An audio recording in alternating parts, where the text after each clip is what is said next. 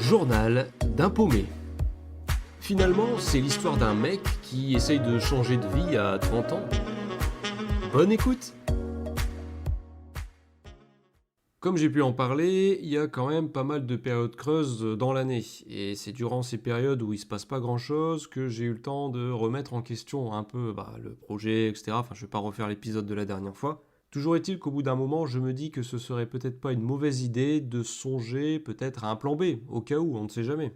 Et je pars du principe que le mieux, ça reste quand même de dégoter au cas où une formation qui pourrait me plaire et qui pourrait être financée par Pôle emploi. France Travail maintenant. Donc je me réinscris en parallèle chez eux. Je tombe sur une conseillère plutôt sympa qui est à l'écoute. Vraiment, contrairement à la première expérience que j'avais pu avoir il y a pas mal d'années maintenant, où vraiment là, quand je lui parle, elle prend des notes et à la fin, quand elle fait le point, ça correspond vraiment à ce que j'ai dit, etc. Et elle me propose des choses concrètes aussi. Comme je lui explique qu'en parallèle, moi, le but, c'est de trouver des tournages, etc.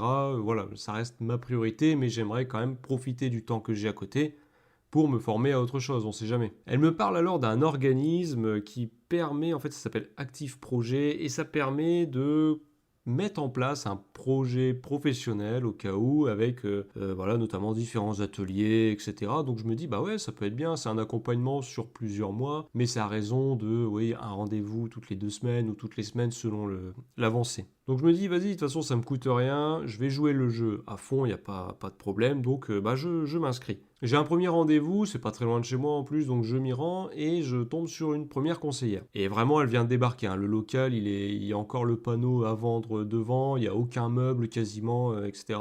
Et du coup, je discute un peu avec elle, je lui explique aussi que de toute façon, j'ai pas d'indemnité Pôle emploi, donc je suis pas vraiment tenu. Si demain ils veulent me radier, il n'y a pas de problème. Je lui explique pour ma dispo, etc. Et la première question qu'elle me pose, c'est qu'est-ce que vous foutez là en fait? Donc j'avoue que en démarrant avec ce genre de questions, je me dis, bon vas-y, je vais encore perdre mon temps. Mais après tout, elle est quand même dynamique, elle aussi elle est à l'écoute, et j'avais préparé le rendez-vous, j'avais apporté mon CV professionnel, mon CV artistique, j'avais fait le point sur papier des différentes compétences que j'avais pu avoir, etc. au fur et à mesure des années. Et en fait, elle a été super encourageante concernant mon profil, concernant les compétences. C'est tout bête, mais bon, ça fait du bien parce que voilà, quand j'étais dans mon ancien boulot, je trouvais que mon profil était vraiment peu intéressant sur le monde du travail. Et en fait, elle a réussi à me montrer que non, c'était quand même un profil qui pouvait avoir plusieurs qualités. Elle m'a même aidé à réorganiser un peu le CV, même le CV artistique, hein. D'ailleurs, j'ai suivi ses conseils par la suite. Mais en fait, elle m'explique aussi qu'elle va être changée, enfin, elle va muter d'agence. Du coup, ça va être une autre personne qui va m'accueillir la prochaine fois. Bon,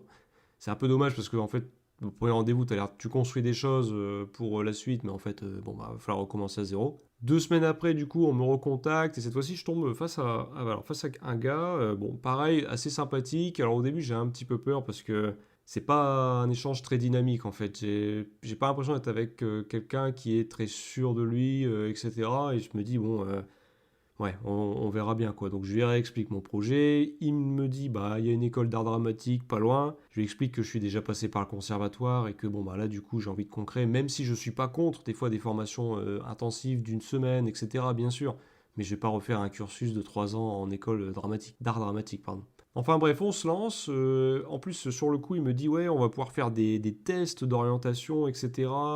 Ça va être assez poussé, vous verrez, on va pouvoir mettre en avant ce qui vous correspond. Et moi, sur le coup, je dis ah bah cool. Je pensais limite à un bilan de compétences en fait. Parce qu'un bilan de compétences, ça peut coûter très cher, hein. Ça coûte jusqu'à 1 600 euros, même plus des fois, j'ai vu. Et là, je me dis peut-être si je peux passer l'équivalent avec cet organisme et que ça ne me coûte rien, et banco.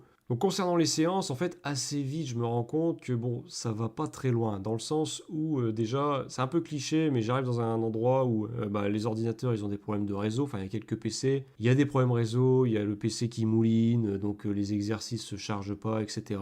Concernant les exercices, en fait, on est sur des choses très basiques. Je veux dire, il me présente un texte. Pour donner un exemple, le premier texte, ça raconte la vie de, je sais plus, c'était Martine qui quand elle était petite, elle aimait beaucoup cuisiner, etc. Elle aimait bien s'occuper de ses frères, mais ses parents, ils étaient toujours en association, ça l'a un peu influencé dans ses choix, donc elle a fait un parcours social. Et à la fin de l'exercice, on nous explique que Martine vient nous voir parce que elle se remet en question parce qu'elle bosse dans un truc social et elle sait pas si ça lui correspond. Et donc on demande de relever un peu qu'est-ce qui l'a poussé à faire des études en social et qu'est-ce qu'elle aurait pu faire d'autre. Sachant que le texte, il fait 15 lignes, hein, je veux dire, c'est pas un truc, voilà, il y a pas beaucoup à éplucher, donc on met assez vite en évidence que, bah oui, elle aimait la cuisine, machin, mais qu'elle s'est orientée là, bah, par rapport à ses parents, enfin bref.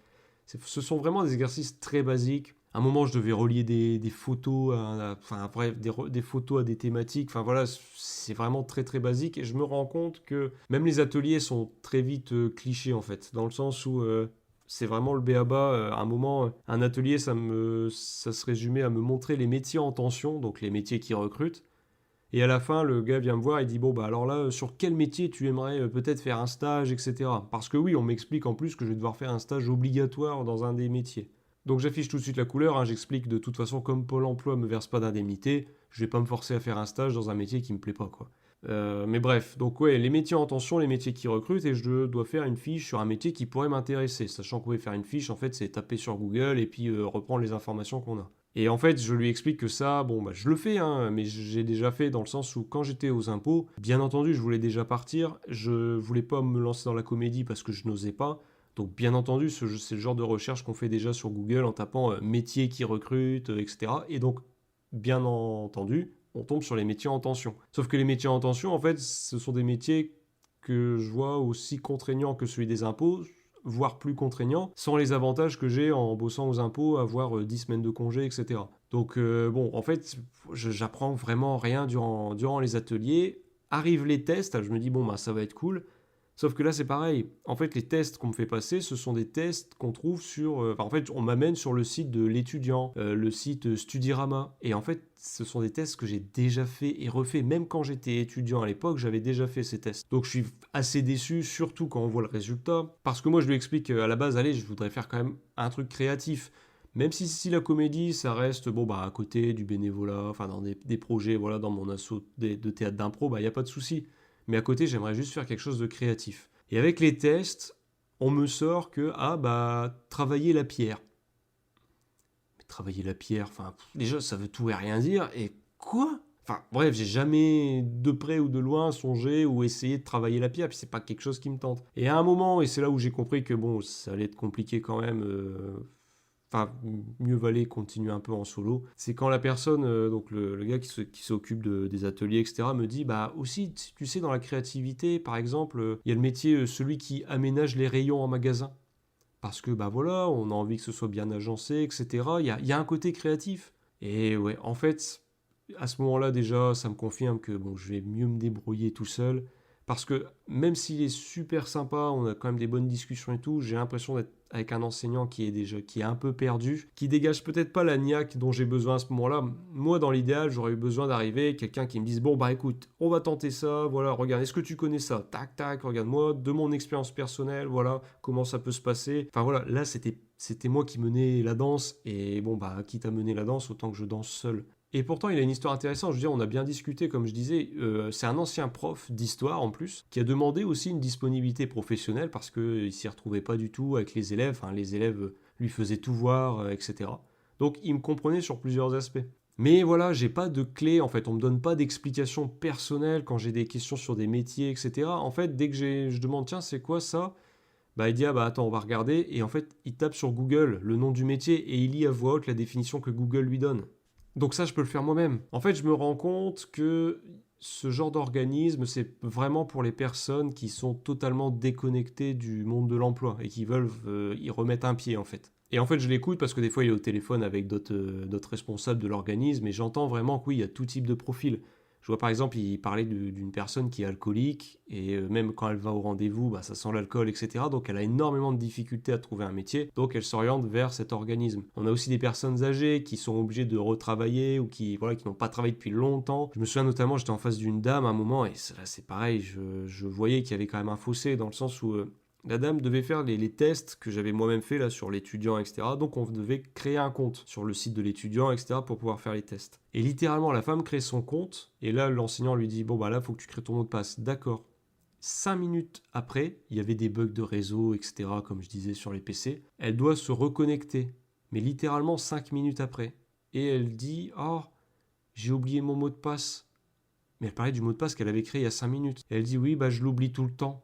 dans ces cas-là, juste notez-le sur un papier. Enfin, en fait, c'est là où je me rends compte que oui, heureusement que pour ce genre de personnes, il y a ces organismes-là. Mais quand on y va, qu'on a encore un pied dans le monde du travail, qu'on a peut-être des idées concrètes, etc., et qu'on s'attend plus à être guidé, bah, en fait, non, c'était vraiment pas le cas. Je faisais tout moi-même. Je me suis quand même, je fais le truc à fond. Dès qu'on me donnait des exercices, dès qu'on me donnait des questionnaires, etc., je le faisais à fond, mais je n'apprenais jamais rien, en fait. Et pareil, à un moment, on était 3. Et il y avait que 2 PC, donc il y a une femme, elle a passé littéralement tout l'atelier à regarder des vidéos YouTube qui lui expliquent des métiers. Et on lui a fait faire l'exercice de Martine, là, qui cuisine et qui finalement travaille dans le social. En 10 minutes, c'est fait comme exo. On lui a laissé 3/4 d'heure dessus parce que, non pas parce qu'elle comprenait pas, mais parce qu'en fait, il n'y avait pas de PC. Donc en fait, la séance lui servait vraiment à rien, quoi. Et on voit, oui, j'étais avec des personnes des fois qui savent même pas où cliquer lors d'un test sur internet ou quoi. Et je les blâme pas du tout, mais c'est juste pour dire que oui, il y a quand même ce fossé entre mon profil et voilà le profil d'autres personnes que j'ai pu voir. Et donc c'est pas l'organisme vraiment, on m'avait vendu ça de manière où ça pouvait vraiment m'être utile, mais voilà, avec les éléments que j'ai déjà expliqués, je me retrouve vite à être un peu blasé, quoi, en me disant, en fait, non, mais ça me sert à rien, tout ça, quoi. Et au bout d'un moment, c'est moi-même qui commence à... En fait, j'aurais aimé que de lui-même, l'enseignant, avec les tests que je faisais, etc., il me parle de certains métiers qui pourraient me plaire. Moi, j'avais déjà un métier qui m'avait qui m'avait intrigué plusieurs mois avant de m'inscrire dans cet organisme. C'est celui de narrative designer, dans le sens où, avec le jeu de rôle que je fais, en fait, j'aime beaucoup écrire, etc. Et c'est un métier où voilà, on est appelé à écrire, par exemple, dans un jeu vidéo, les dialogues, la trame narrative, etc. Donc, c'est un métier qui me botte bien. De base, d'ailleurs, j'avais trouvé une formation là-dessus qui pouvait être financée par Pôle emploi. C'est pour ça aussi que je m'étais inscrit sur Pôle emploi. Enfin, bref. Mais je voulais pas arriver dans cet organisme et dire tout de suite, bah voilà, en fait, il y a peut-être ce métier-là. En fait, je voulais vraiment voir ce que l'organisme pouvait m'apporter. Et au bout d'un moment, force est de constater que, entre travailler la pierre et aménager des rayons, bref, c'était vraiment à côté de ce que je cherchais, quoi. Donc à un moment, j'ai quand même évoqué le métier de narrative designer, j'ai un peu expliqué le truc. Je me suis dit, voilà, faut aussi que je donne des clés, peut-être qu'ils vont pouvoir m'aider. Mais là, ça a été pareil, en fait, non, à chaque séance, j'ai l'impression qu'on me reparlait d'autres métiers, je devais rappeler que je regardais du côté de narrative designer en parallèle. Au final, je me suis débrouillé pour trouver... une annonce qui pouvait correspondre, etc. par rapport au narrative design. J'en reparlerai dans un autre épisode. C'est pas un travail à plein temps parce que ma priorité jusqu'à présent, ça reste quand même la comédie, de me dégager un maximum de temps parce qu'il faut être disponible quand on t'appelle 3-4 jours avant pour te demander si t'es dispo tel jour pour tel tournage.